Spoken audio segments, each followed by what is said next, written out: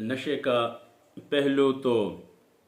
آج کل امیر عورتوں کے گھروں میں بھی، ہاسٹلوں میں بھی، کالجوں میں بھی، اور خاص کر ہوٹلوں میں، اور لاہور اور کراچی اور پشاور کے بڑے بڑے شہروں میں یہ چیزیں چل رہی ہیں کہ عورتیں تک، لڑکیاں کالجوں میں صرف اس دھوکے پر کہ اس میں ہم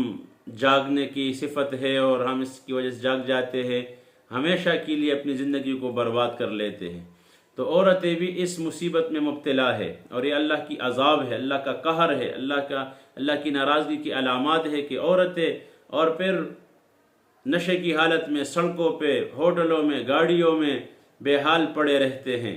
تو اللہ سبحانہ و تعالیٰ یہ عذاب ہے، اور یہ اس وجہ سے ہے کہ ہم گھروں میں اپنے عورتوں کو ماحول نہیں دیتے، عورتوں کو دینی ماحول، دینی پردے کا حکم، اور اسی طرح قرآن اور حدیث اور حضور پاک صلی اللہ علیہ وسلم کی زندگی سے اس کو واقف نہیں کرتے، بتاتے نہیں۔ تو اسی وجہ سے پھر امیر گھروں کی عورتیں بھی آئس کے نشے میں مبتلا ہوتے ہیں اور ہمیشہ کے لیے اپنی زندگی کو کھو دیتے ہیں۔ تو اللہ سبحانہ و تعالیٰ ان پر رحم فرمائے۔